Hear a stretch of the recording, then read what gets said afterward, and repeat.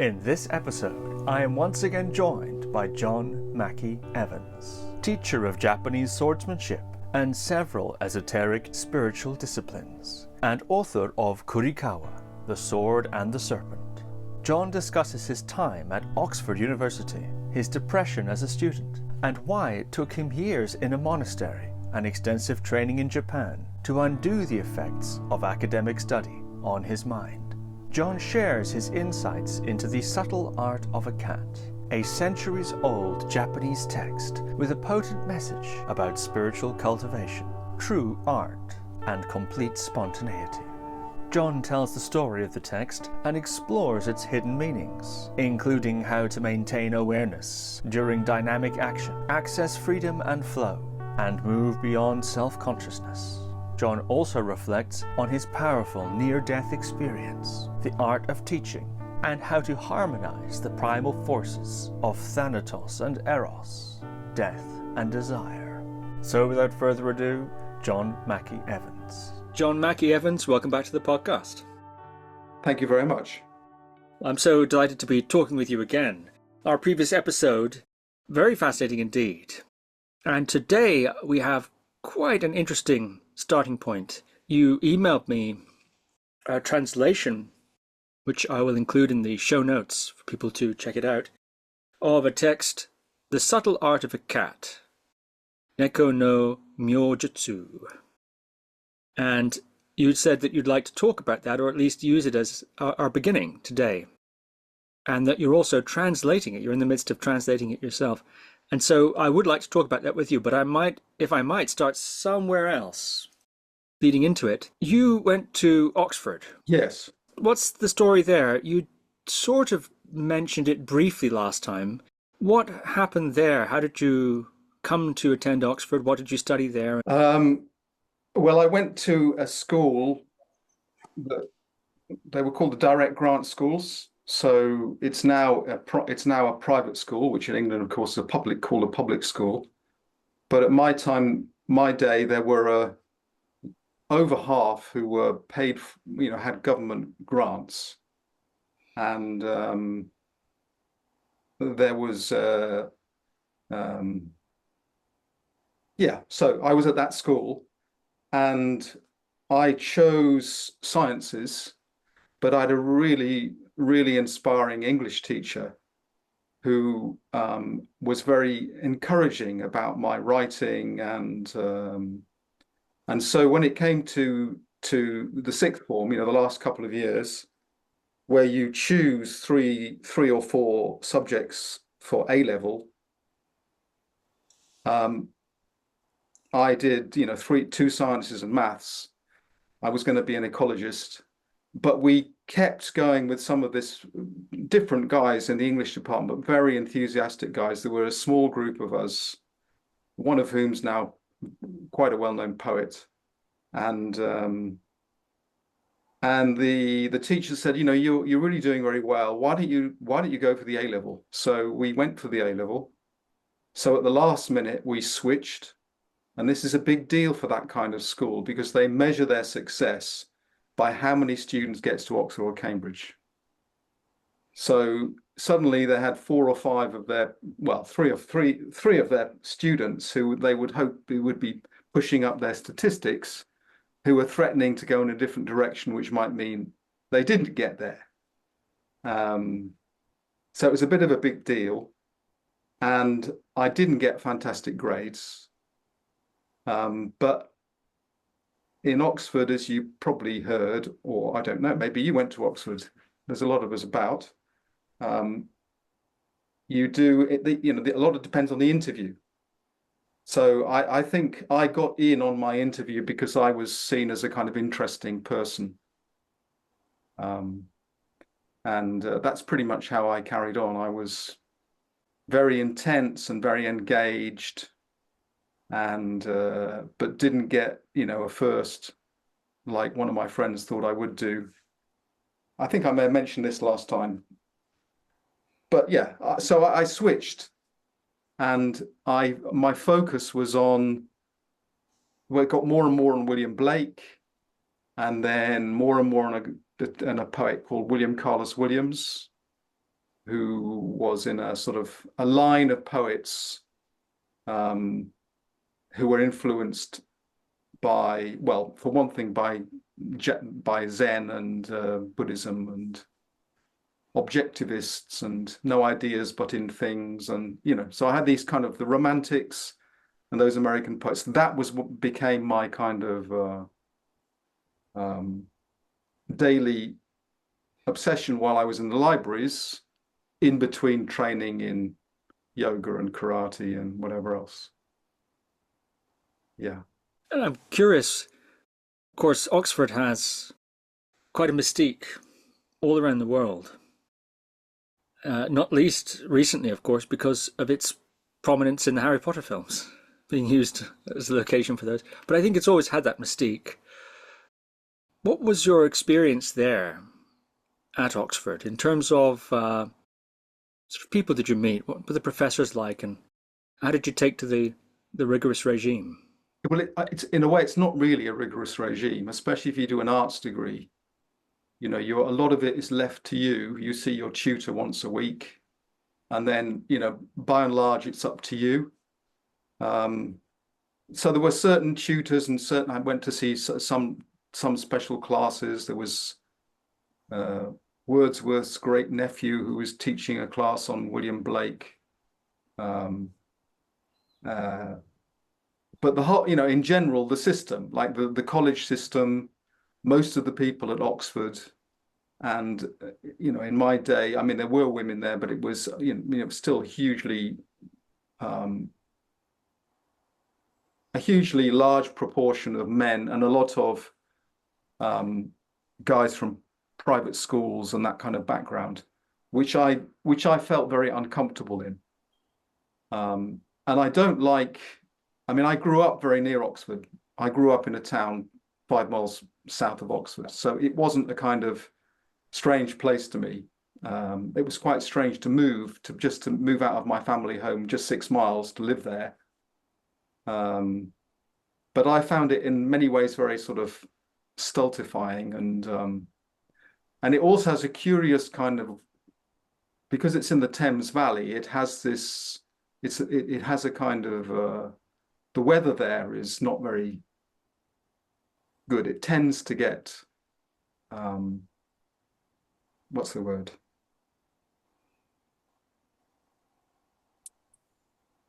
Especially in summer, very kind of heavy. I think because of its location. So I was glad to get out, and I was pretty depressed actually when I finished.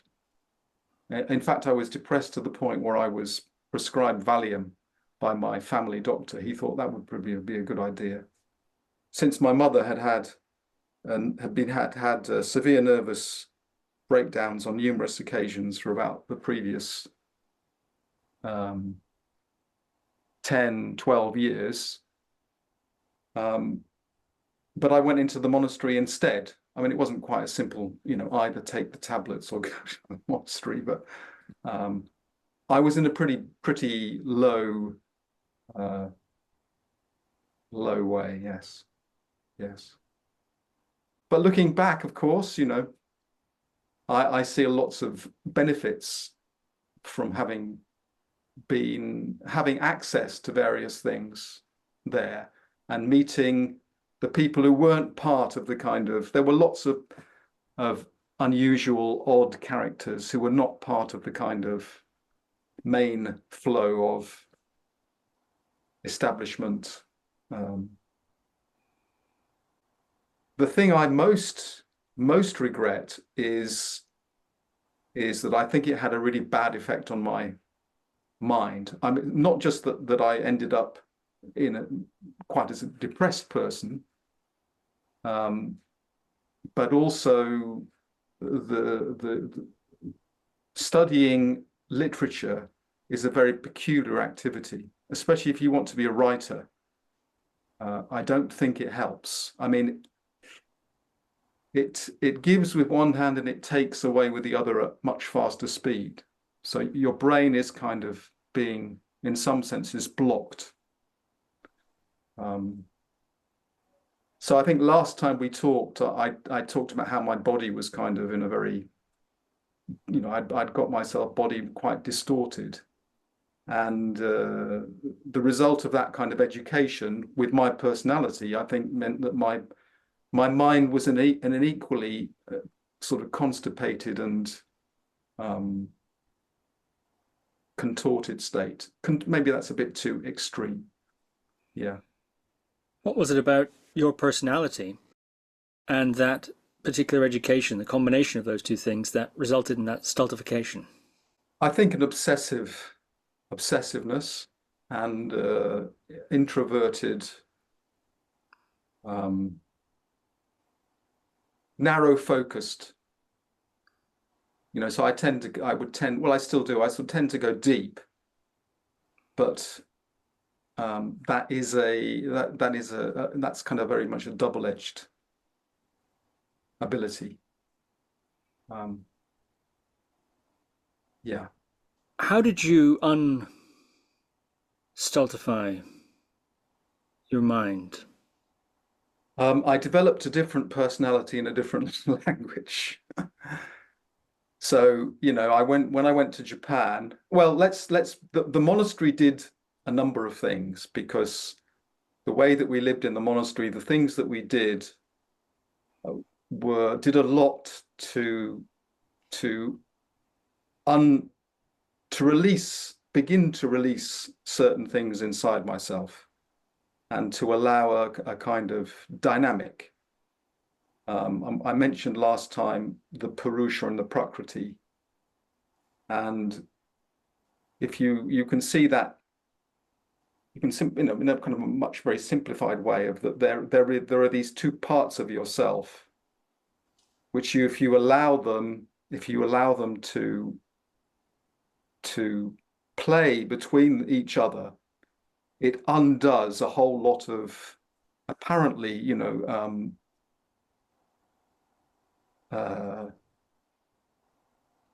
indecipherable questions and totally unyielding blockages and all sorts of things, but issues that seem to be hugely important, that you spin around and round and round. And if you can just allow this inside to start moving, and between the seer and the seen, the observer and the being inside, and the person that's watching. And this was almost relentlessly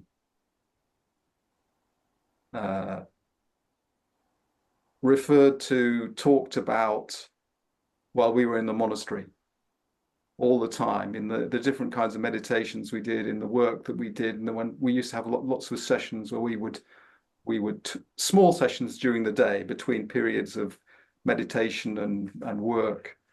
And this theme would come up over and over again.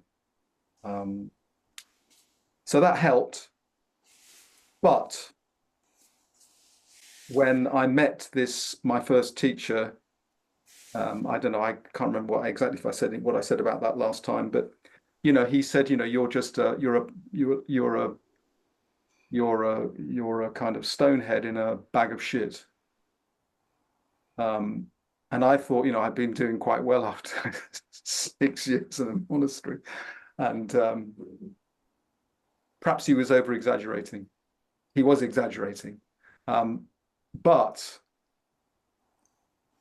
after about 3 or 4 years in Japan, when I went home, some people were kind of would comment on especially if they saw me talking in Japanese to somebody, that this seemed to be a completely different person to the person that they thought they knew. And I think just because you start again, and a different part of your brain starts to create the kind of matrix for this new language, culture, world experience.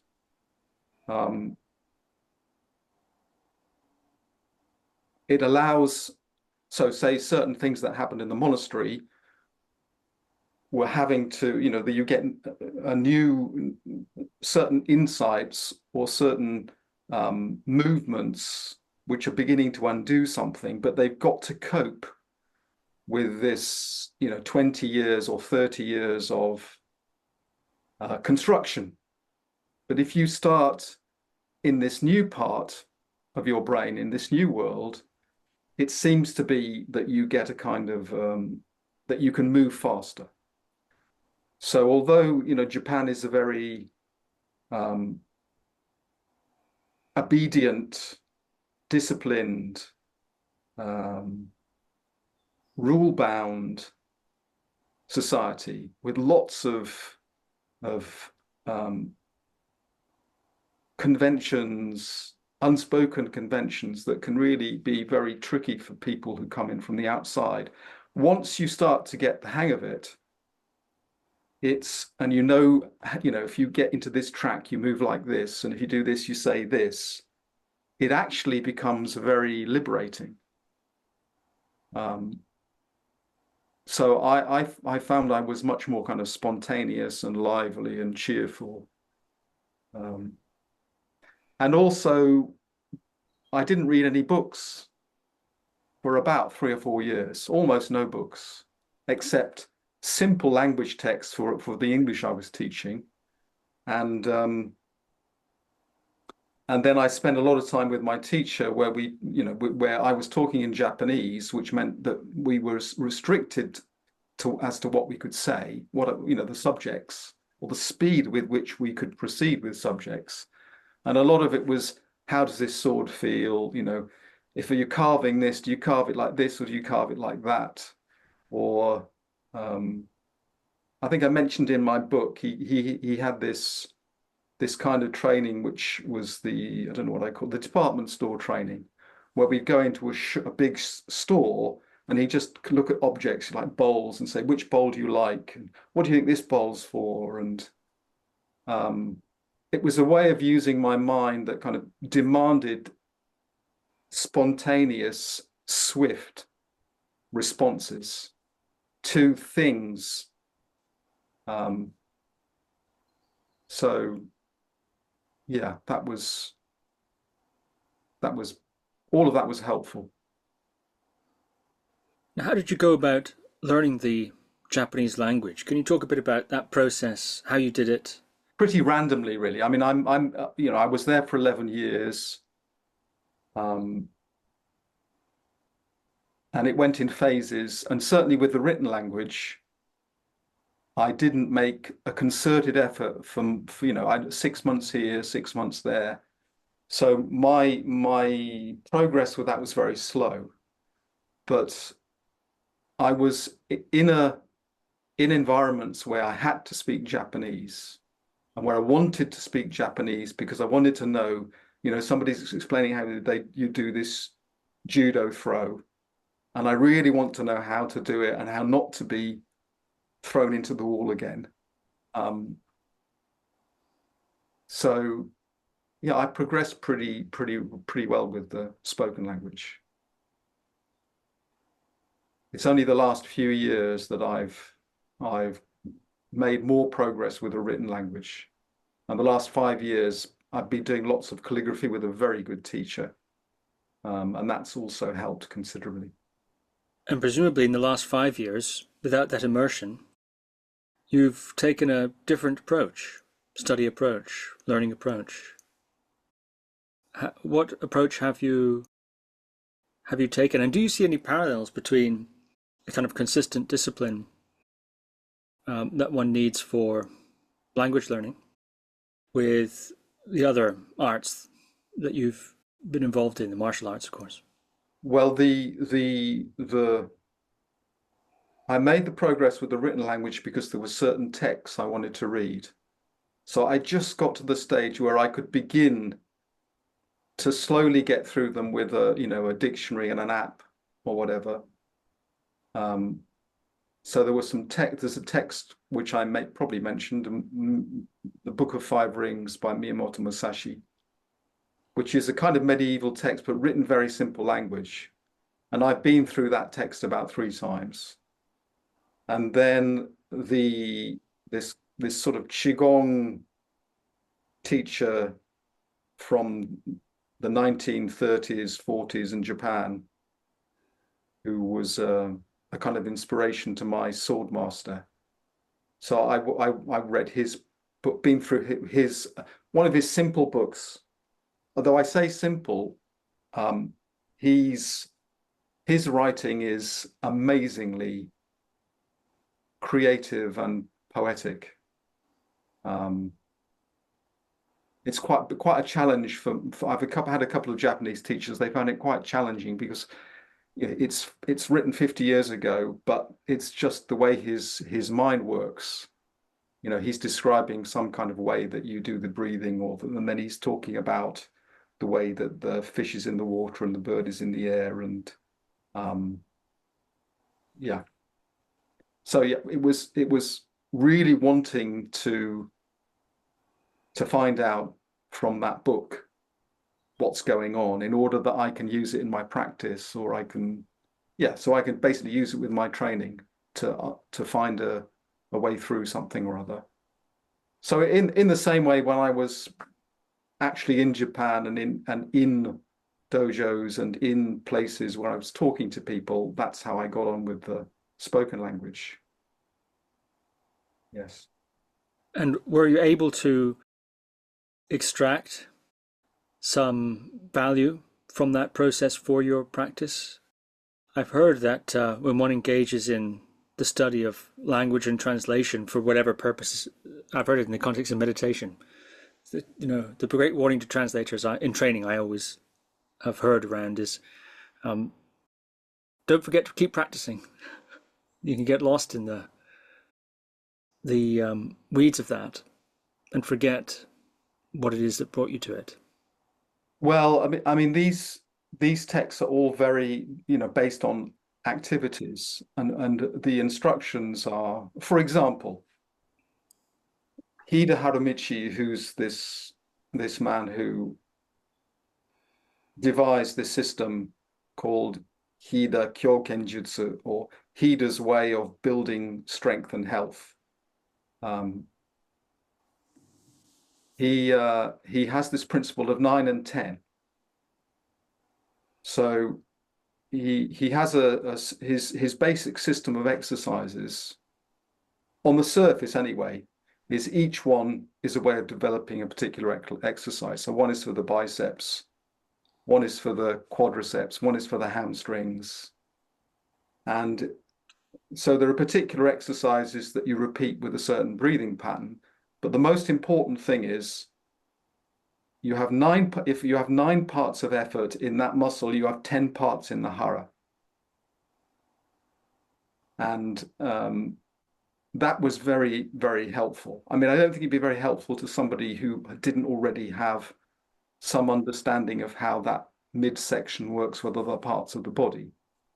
But I found that really, really interesting. And also, you give it to your students, you see if it helps them to improve doing a certain movement. And it did. So lots of things like that. Do you find that appreciation of the language helps you access something more deeply in the methods themselves?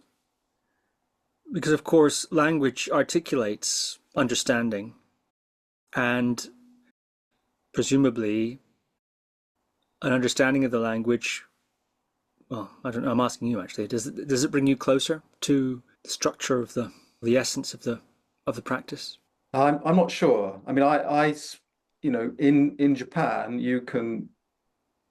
people will talk about the Hara and the Tanden and Mushin, no mind, Muga, no ego. And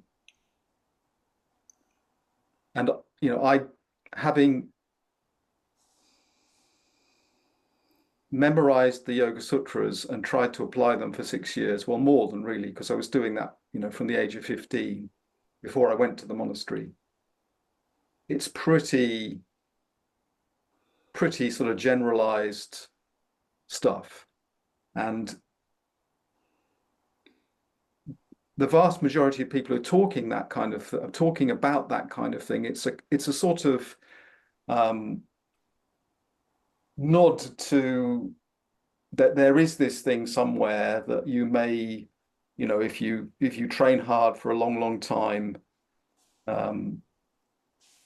may come, you will find this, whatever it is. And I didn't see an awful lot of evidence for it. And so the reason that I teach now, I teach half the time I'm teaching this Tanran system, slow movements, breathing, is because without that, and without a kind of systematic step-by-step thing where you test your level of your degree to which you can connect with these things or these principles or these patterns inside the body and actually manifest them, it tends to be, just something that, one day will be happening, hopefully, and, a bit like most people doing yoga talking about enlightenment. And because I had examples, the sword master, he had it. He had this thing. It was so clear.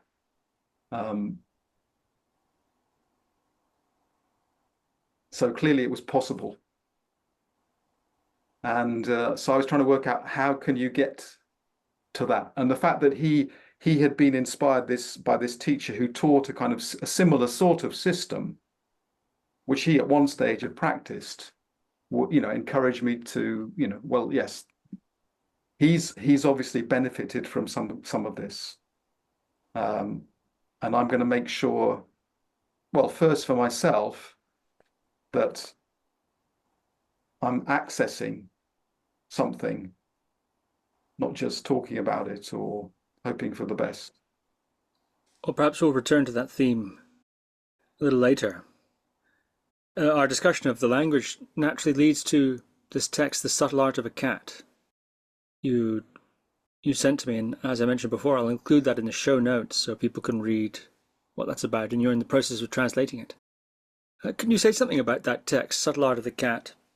It's a sort of little story, almost a sort of Chekhov style story in a way, to begin with, and then leads to some dialogue between this sort of enlightened cat and various other figures in the story about practice and training and so on. So could you say something about this Subtle Art of a Cat and what the text... It's part of a kind of, there was I think it was the 17th century or maybe a bit earlier, there was this new class, merchant class, who had lots of money and time on their hands. And suddenly there was this market for a kind of culture of theatre and music and books and printing. And there were they were called dangibon, these books of which were written. Have you heard of rakugo? No. So they're kind of comic storytellers. So these were light tales, if you like, but written with an intent to give people access to the wisdom of the Taoists or the Confucian system or Buddhism or whatever. So this was one of there was a collection. There's a collection. The larger, more famous story is called the Sermon of the Tengu, who are these spiritual bird-like creatures that help swordsmen discover secret techniques. And then this is the shorter work, one of the shorter works in the collection. So you have this story about cats and rats and cats who are catching the rats, but used as like a parable or a fable to talk about the skills of the swordsmanship. And the story is very brief, especially in the original text. People who translate it always, they feel they have to add a little bit in, but it's really very, very brief. There's a samurai who's very keen on, who's learning the sword, and he goes home to find there's a rat creating havoc in his house. So he gets his own cat in, and the cat gets bitten and runs off screaming. So he gathers all these cats from the neighborhood, who are all supposed to be good rat catchers. They all go into the room, and the rat, instead of sitting in the corner, comes forwards, and each cat that comes forwards, he bites it. So they just sit down and refuse to budge. All the cats just, this is just too much for us. So then he asks his servant to go a few miles up the road to get this very old, very famous rat-catching cat, who turns up and who looks like nothing special, not very bright, not very athletic, and he just walks nonchalantly in, grabs the rat, and pulls him out. So then the next night they gather in this room and quiz the old cat as to how he managed to do it. And he says, well, let me hear first about, the kind of training you've done.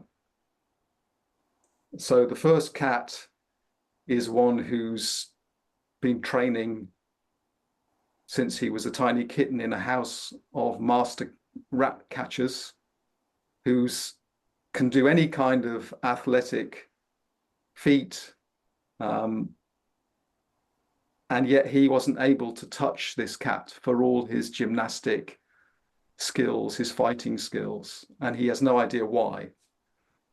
And then the next cat comes in and says, well, they're a master of ki, of chi, of energy, and that their energy fills the universe. So it gives all this kind of qigong type spiel about how powerful their qigong is. It's a bit like in the YouTube when you see the Tai Chi masters get thrown around by the MMA guys. And he says, but I couldn't, my chi was totally irrelevant. And then the last one to give their view of their skill and their experience is the one that studies the mind or the heart, and who says, he can feel the opponent, he can adjust to him, and then he will find a way, because he's not projecting anything, and that will allow him to win. But he says somehow this rat, he couldn't get anywhere near him, and he has no idea why. And then the old cat begins to explain what's lacking. Why don't you give your rough impression of what you think the cats says they all lack? Well, I think what they lack is what they have, in fact. The self, it seems. The old cat criticizes each of them for having too much of themselves in the process, and that the self is itself creating the enemy by means of the yin-yang principle. And so the old cat cancels to transcend that somehow, and in that sense be in genuine tune with the great being, or something, I think it says in that translation I saw. And that's how the old cat was able to get the rat. He just walked up to the rat and simply took him in the mouth and walked out with him. Didn't polarize him with his own ego. So the technique fellow, he's trying too hard. The energy fellow, it's an ego trip, actually. It's a sort of key measuring contest. And the heart chap, and this is a great phrase, has contrived attunement. It's not true attunement, it's contrived attunement. Yeah, so they're all not, none of them are spontaneous. Do you remember there's a very interesting thing where he says, the elder cat says he went to see somebody who was even better than him.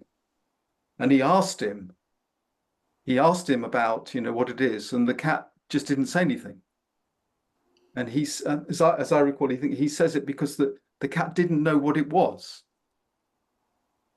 And I think this is, well, for example, I remember talking to, or one of my friends was talking to one of the Shaolin monks, who was talking about a very famous kung fu guy who could do the trick where they put their hand 3 meters away, they direct their energy to somebody's back, and then the picture of the hand starts appearing on the back because they're transferring the energy. It's heating up and it becomes bright red. And he was saying, yeah, but these tricks, they're not the real. That's not the real power. The real power is something that transcends all of that. So the having a sense of your, you have your sense of this power of your chi. Just that very fact that you have that sense means that it's limited, because, as you say, it's a part of yourself. You're not really connecting. When you connect, then the self-conscious part goes, and a lot of the time the conscious part goes.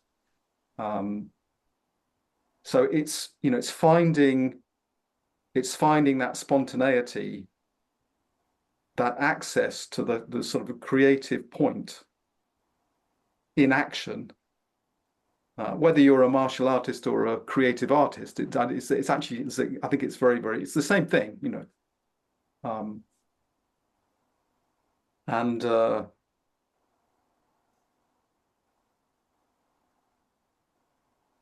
cat, the older cat says, this even greater cat who had the gift even more than he has, couldn't say anything about it. And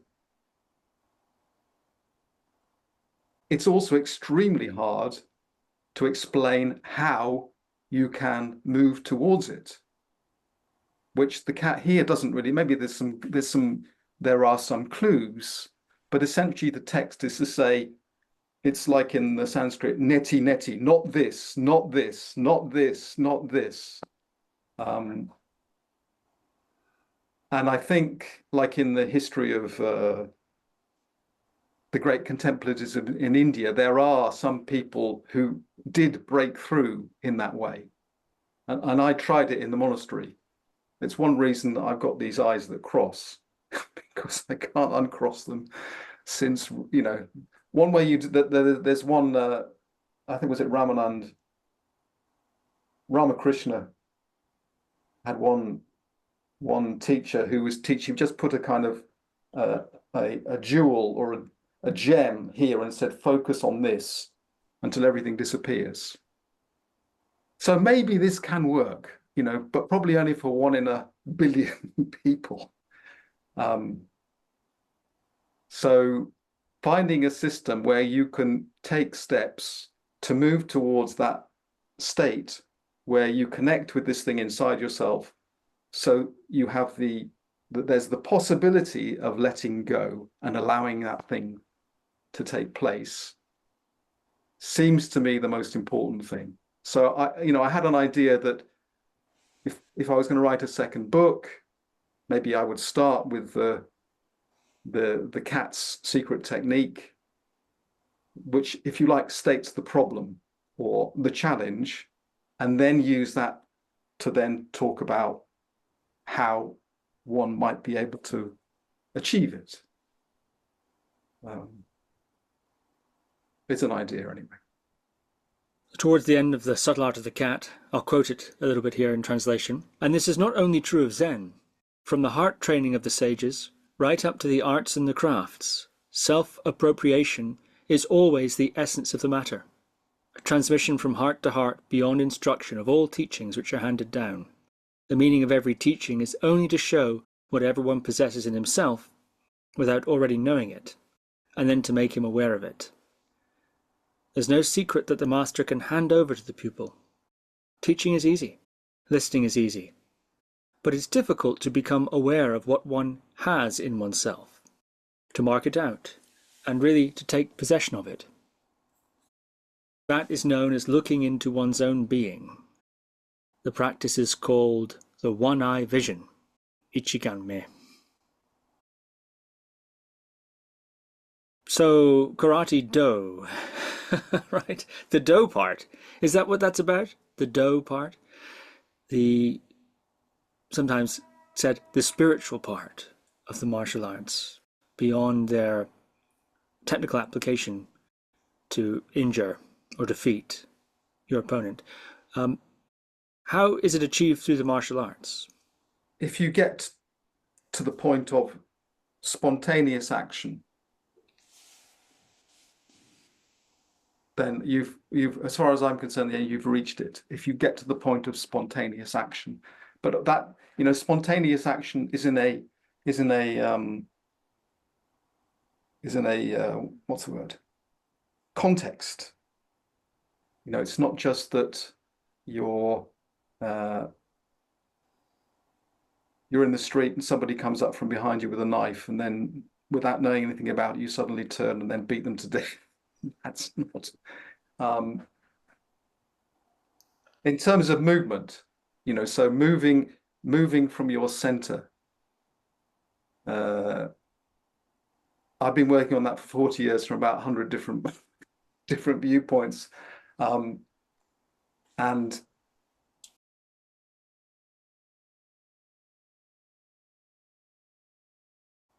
for the body to be completely unhindered. Well, for example, if you look at a great cat, like a tiger or a lion, as they move up before they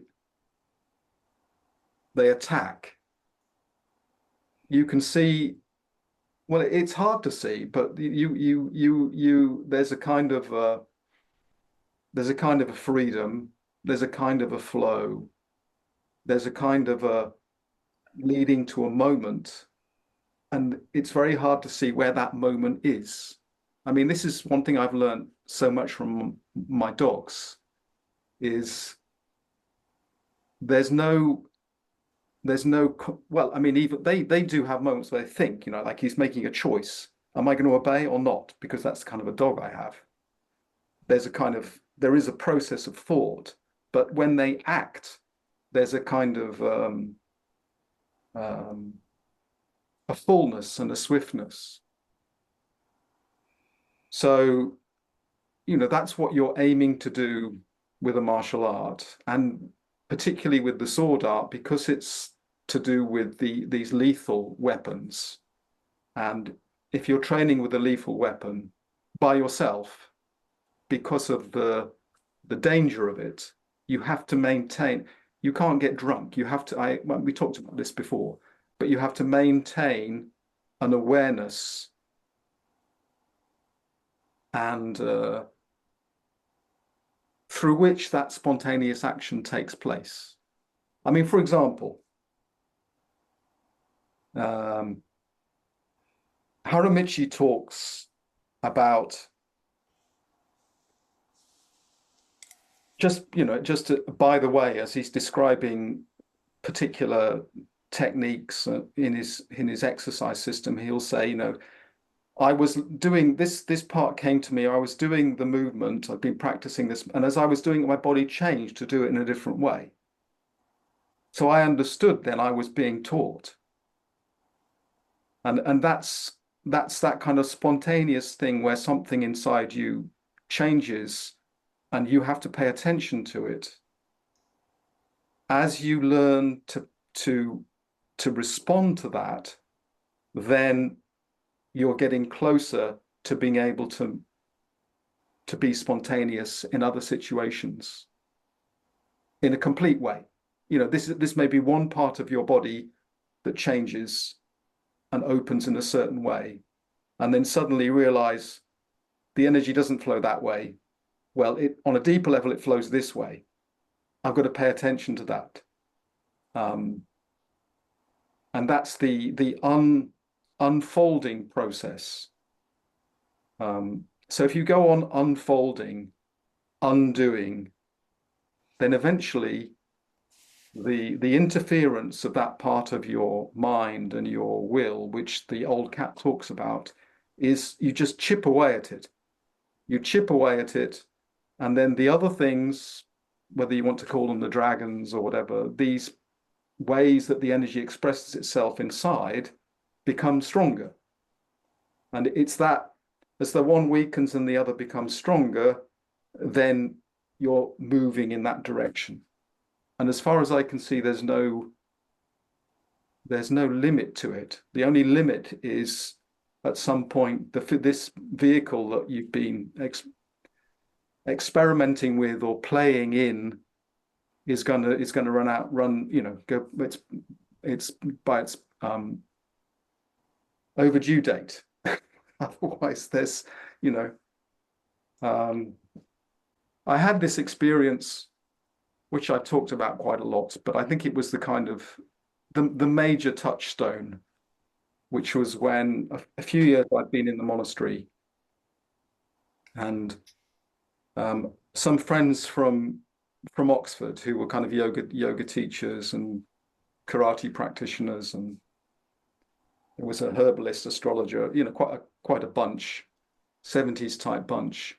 We're going to Arran for a week of training and meditation and whatever. So I was given very special permission from my monastery to have a week out, and we ended up one day looking for this cave, which Arran's an amazing place. It has a history it's got covered in all kinds of stones and ceremonial slabs and caves and different hermits and saints that have been there. So there was a particular cave located near the most famous waterfall on Arran.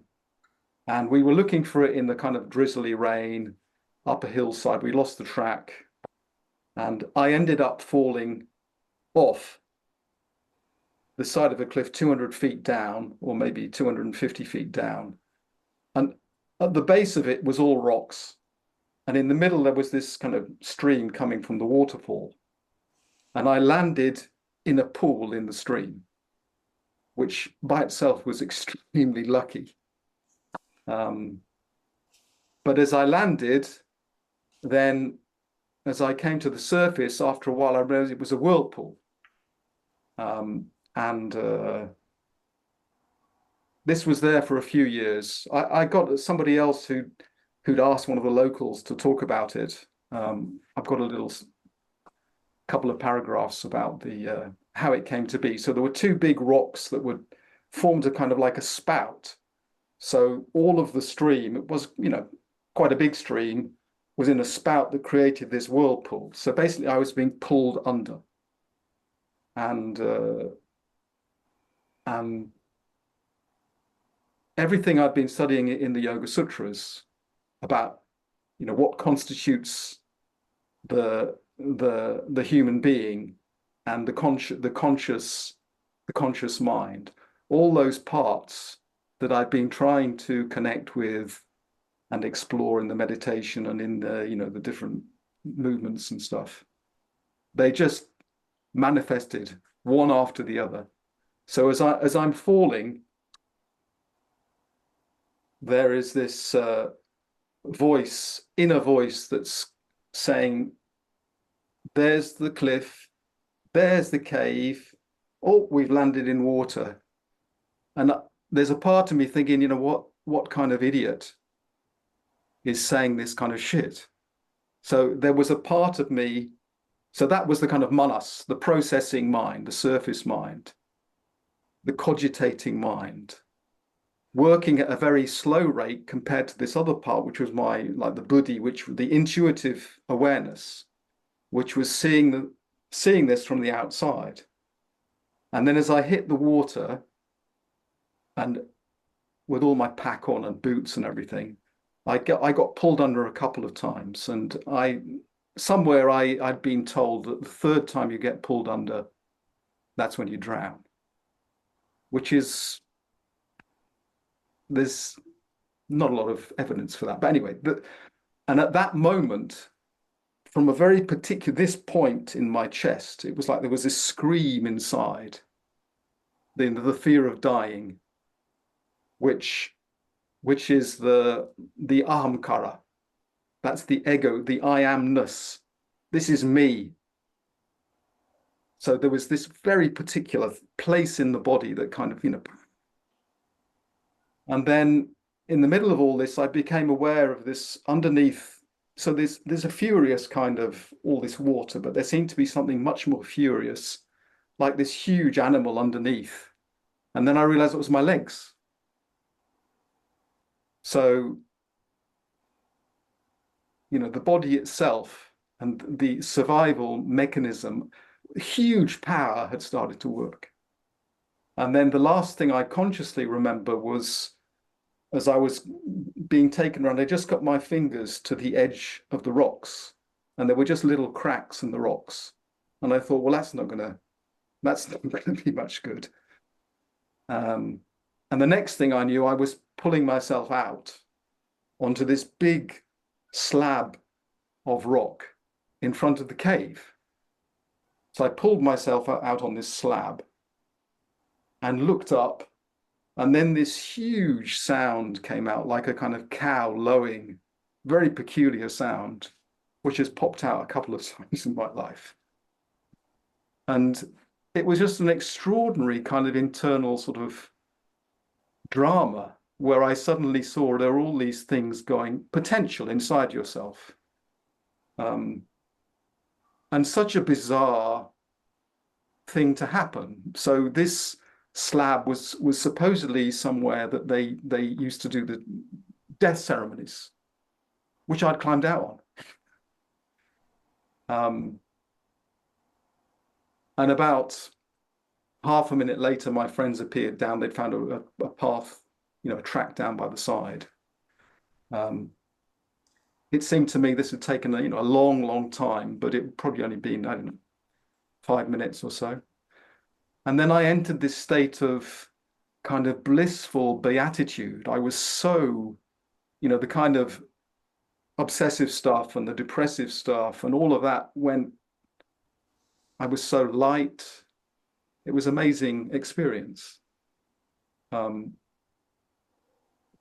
I had an experience of the power of, the intuitive power to come out and to see everything from a completely different perspective. And I'd experienced, the power of the Hara, this amazing power that you've got inside. But, you can't, people do this, they jump off cliffs all the time, trying to, extreme sports.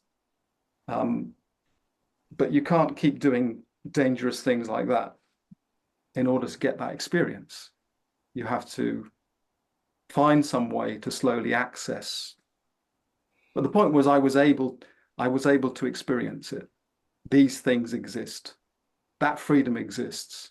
This power inside the body exists. This ability to act spontaneously exists. The ugliness of that ego possessiveness, and it was clear, it was so sort of pathetic, and the stupidity of the way the mind normally works. It was a very good experience. Gosh, that's remarkable. I suppose I'm the first person to point out the irony of having an epiphany like that in a whirlpool, in Navritti. Yes. It's like line 1. Something like that. You know better than I.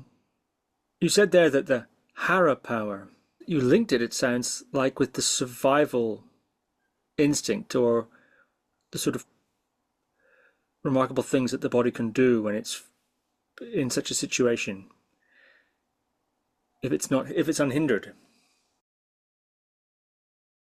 by certain mental processes.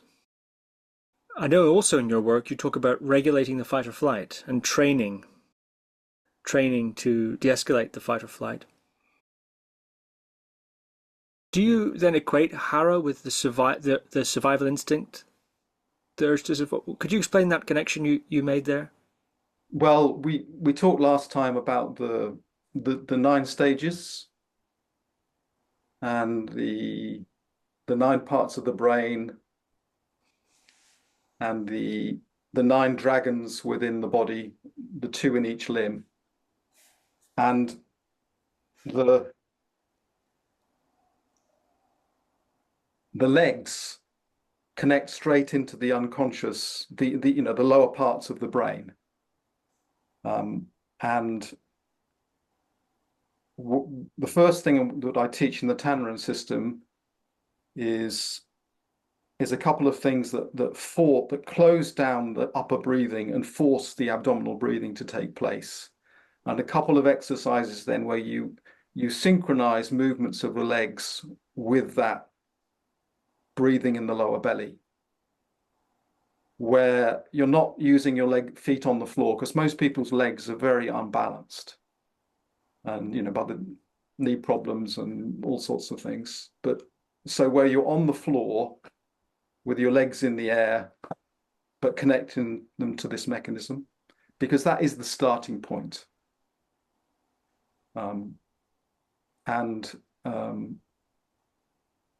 Yeah.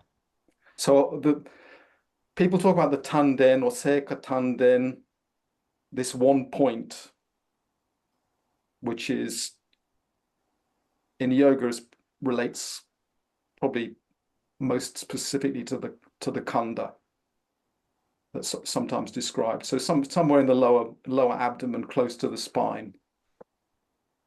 And then they talk about the hara, which is the lower 2/3 of the abdominal area, which is like an extension of this. But then they will also talk about the kahanshin, which is the whole lower body. So it's a kind of chicken and egg thing. The legs and the hara, it's all part of the one system, and you cannot connect with it through the same part of the brain that you can with your arms.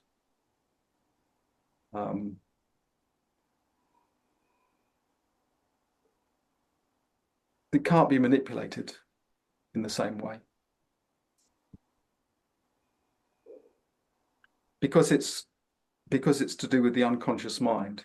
I read once this retired CIA interrogator. Did I tell you this last time? Don't think so. Who said he always looked at the legs, because however skillful these people were at covering up how they, their face, and they controlled all the movements of their hands and arms, but nobody can control the legs. And I thought that was really interesting. So could I propose to you what I think is the Encyclopedia Britannica understanding of martial cultivation towards what you're describing? Carry on. And just to contrast it with what the real deal is, which I don't know. Through repetition of some form, technique, etc., the technique gets very deep in the body. Less and less of the conscious mind is needed to monitor it and direct it. It becomes more and more instinctive, if you like. Second nature, which I think would make a good Buddhist pun if we thought about it a bit more. But anyway, second nature. And one enters into, at some point, perhaps a flow state, when the ability to execute the movement, observed by the mind, but seemingly undirected by it. So it's that combination of automaticity with awareness. And that's that spontaneous, some sort of spontaneous action occurs, and then that's, you've hit something there in your training. But the means to achieve it is a sort of repetition, and moving from the conscious to, I suppose, the second nature in a sense, and then to watch that automaticity occur. Now, I'm sure that's wrong, but that's the sort of Hollywood movie version, I think. So, could you say what's wrong about that?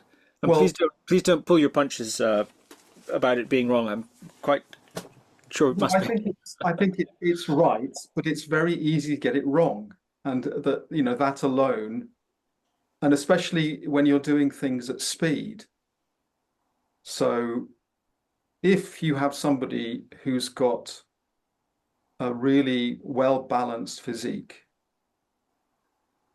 um, who's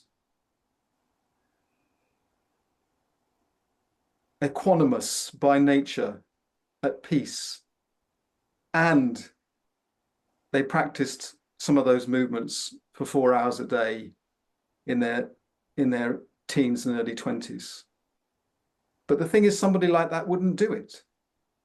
They just go and write poetry. There would be there'd be no incentive for them to do it.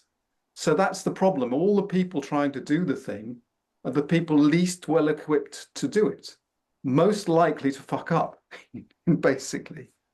So, I mentioned last time how I injured my back.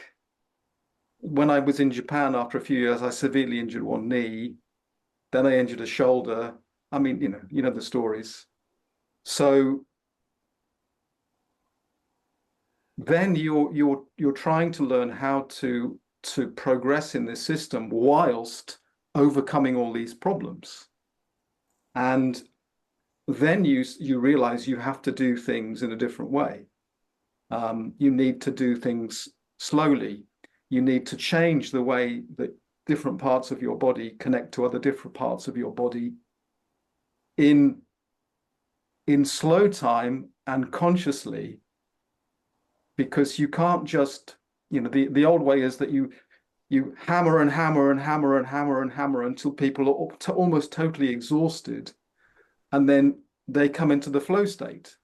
But by that stage, their body is now 5 years older than it was when they started 3 months ago. They've got 5 less years to actually go further in the journey later on. And many people will much worse than that, because they'll have some kind of injury that nobody's able to help them with. And that's the end of that. See you later,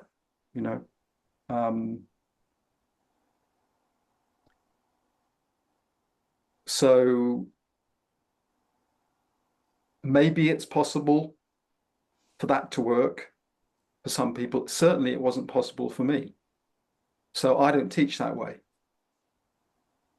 And, maybe that's also a kind of person that comes to my classes or manages to stay in my classes. Recently, I did a grading for Q grades. That's people who, coming up to black belt. And a couple of my students have started teaching. And it was the second time I'd seen some of these coming for their second grading. And a number of these people have very physical difficulties, bad knee or bad back or huge tension. And they're slowly making their way. And that was the most, as I said to these two guys, that's the most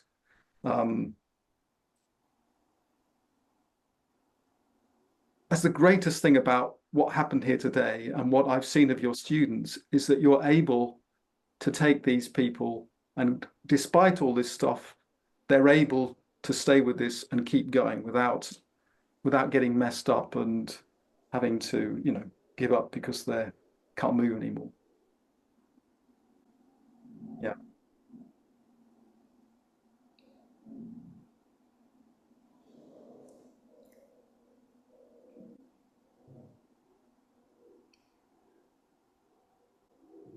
When I was in the monastery, we were watching a film about Indian dance. When we went on a trips to India, it was one of the things I really liked to watch. But the most amazing thing in this film of Indian dance was one very old teacher who was just sat down explaining. So he just did a movement with his arm, and I've never forgotten that movement, the quality of that movement. And And yeah, to have every cell of the body participating freely and fully in a movement means that every part of the brain, every cell in the brain, in a way, is also fully, freely engaging in it. And it's that kind of possibility, moving towards that possibility. And I don't see it's different from say the best dancers or the best martial artists. I don't see, obviously the context is different, but in terms of that quality of action, that quality of being. I've got a friend, he was when I used to be doing yoga teacher training, he was one of my trainees. And then he came to the sword, and he was a dancer, a rather bad dancer, but he became a very, very good choreographer and physical theatre director. Michael Keegan Dolan, and he wanted to set up his own company. And he said, I'd like you to help me with the audition, because I want to have people who can work in the spirit that I want to work, who aren't going to be emotionally having all of their dramas all their time, and people who are in their hara, in their legs. So I did this session with lots of staying in the wide horse stance and doing some arm movements with the breathing, and you could see a lot of these people were. Most people would say, look at these people and think these are physically elite, but some of them were struggling, and he found it really helpful. It was a good way to sift out the people he'd be able to work with and the people he wouldn't be able to work with. And he was talking to this person that used to be a prima ballerina at the Royal Opera or some other really famous company. And he was trying to explain what had gone on and why he decided he didn't want her. And he said, the thing is, you don't have legs. So she just took one leg up, bang, straight by her ear. What do you mean? She said, I don't have legs. But it's a different way of connecting with your legs. Somebody there's a very, very, the Garcia Lorca's essay on Duende, the poet, Frederic, yes, that's right, Lorca.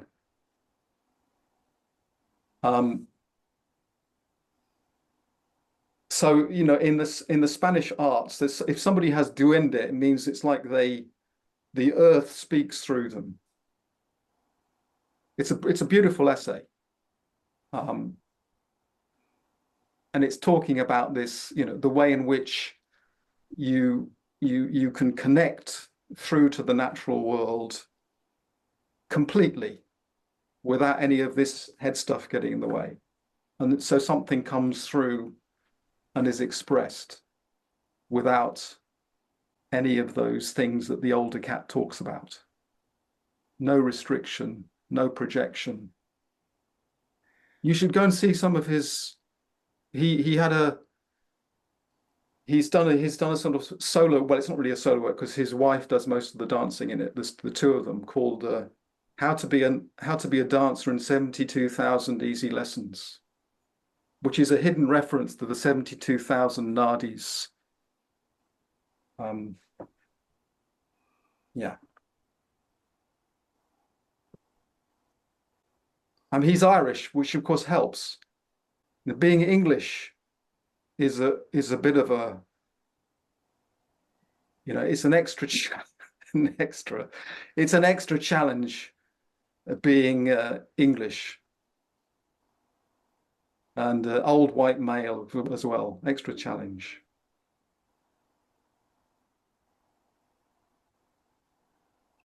Do say more about that. No, I'd rather leave that to other people. Well, I mean, the northern, I've seen it often with my students, is generally people from Northern Europe. They tend to be tighter in the groin and less comfortable allowing that part of the body to work. Tight-assed or whatever you want to call it.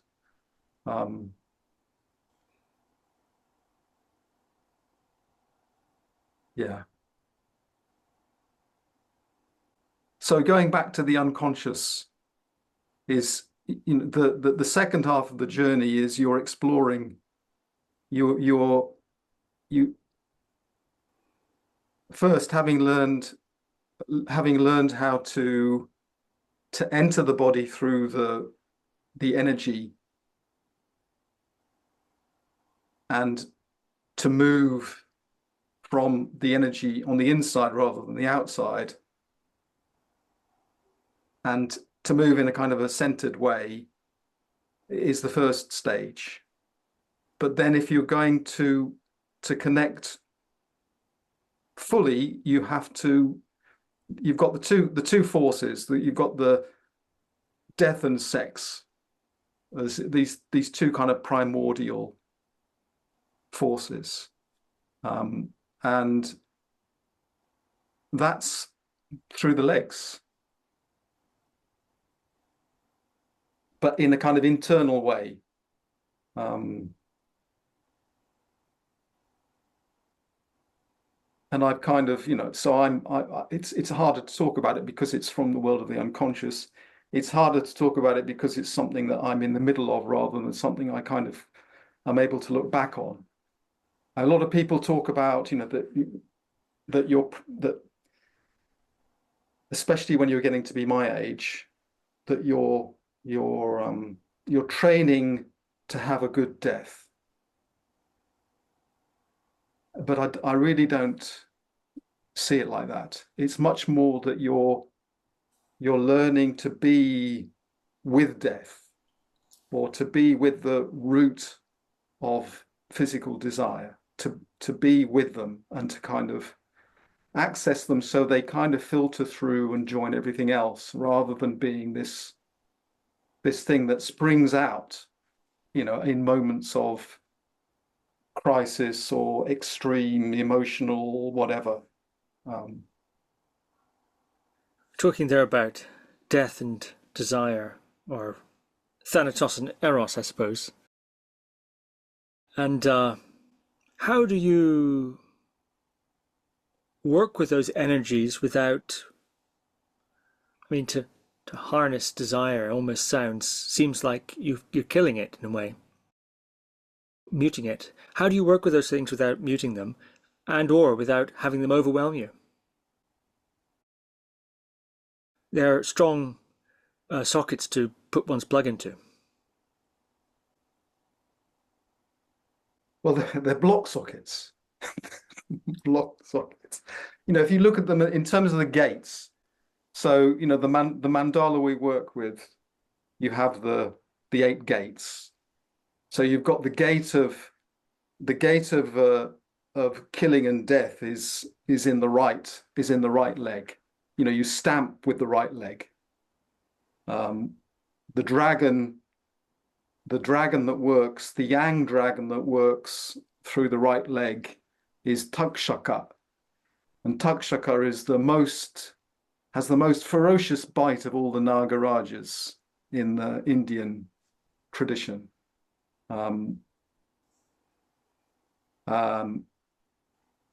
on the other hand, the yin one is Yamantaka, which is the killer of death, or Kala Bhairava, what's it called? Bhairava in the Tibetan system. In Japanese, it's called Daitoku. And it's the image of Daitoku is 6 arms, 6 legs astride this huge cow, holding all these different weapons, it's just such a broad kind of broad power, and the width, the width of the lower body is what strikes you most when you see. There's a representation of it in this big mandala of statues in Kyoto, in Toji Temple, the Shingon Temple. If you ever go to Kyoto, it's not really big in the tourist books, but go to Toji and you'll see this one. And it's not the representation of somebody who's diminished that power. It's just become so full and connected. You know, like rich. And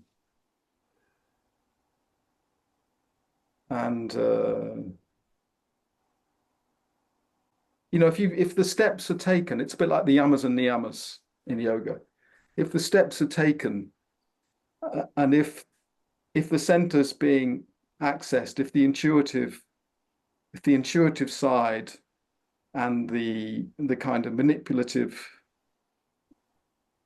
getting side, if the relationship is harmonious, then it just feeds in. It feeds in. Yeah.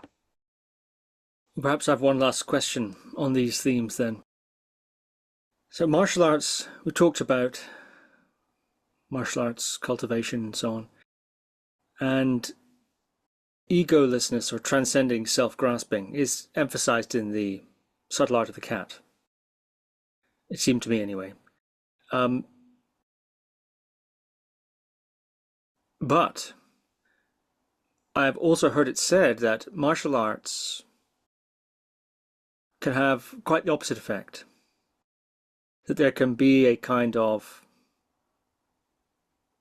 egotism, I suppose, built up through the practice of martial arts, sort of fragility, conversely, in all that strength. I've heard previous guests, for example, talk about that, who are martial arts people in the sort of spiritually inclined. And they were saying that they've noticed that it seems very easy to become quite full of oneself, especially if you can do something, if you've got something. So I'm thinking of a couple of them. They hypothesized that it's because some people are drawn to martial arts because they feel inadequate or vulnerable, and they want to strengthen themselves out of that. And so that insecurity doesn't really get transcended or resolved. It just gets cloaked in strength. The sword won't allow that. I mean, there are plenty of people that are using the sword and they're not really connecting with it. But if you're, you know, like that, what I'm teaching my students is how to connect with the sword. The sword will not allow you to be like that. For the sword to move freely, you have to let go of all that kind of stuff. I'm sure it's possible, you know, you can teach it another way. I mean, like a lot of people who are teaching normally it's get the sword 35 degrees there, head here, toe that.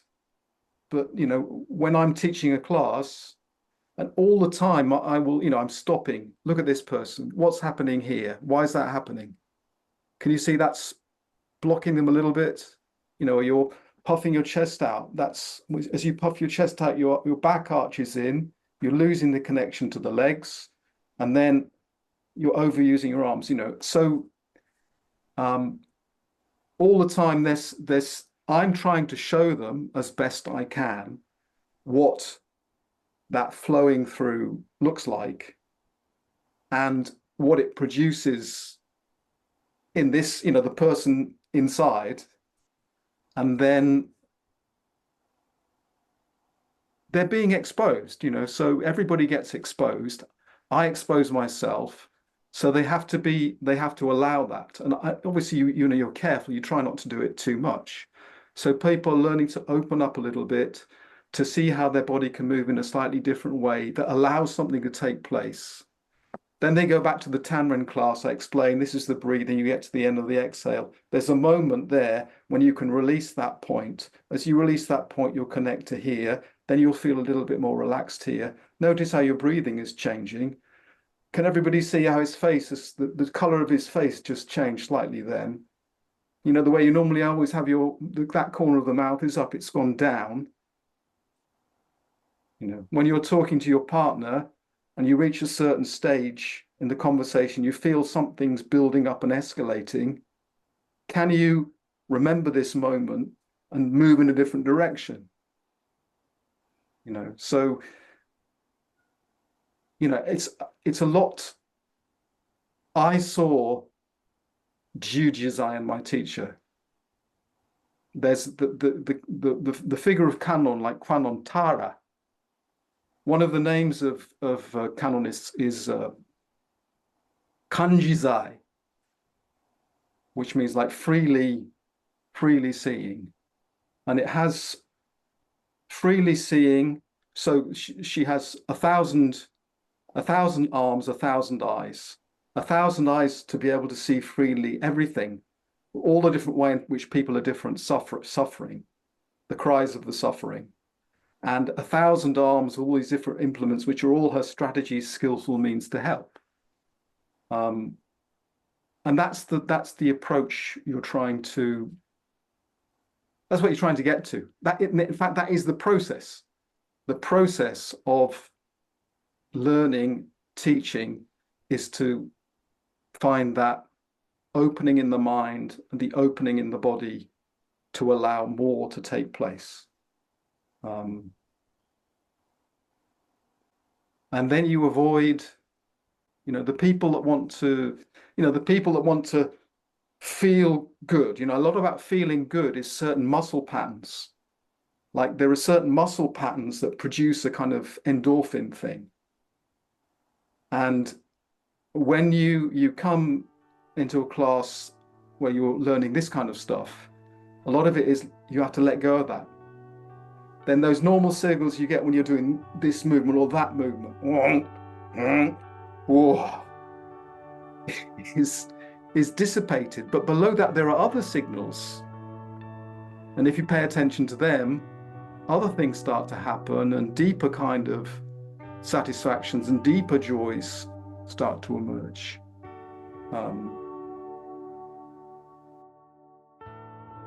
Yeah. Really wonderful. Thank you so much. This has been fascinating. John Maki Evans, thank you very much. Thank you very much. Thank you for listening to another Guru Viking podcast. For more interviews like these, as well as articles, videos, and guided meditations, visit www.guruviking.com.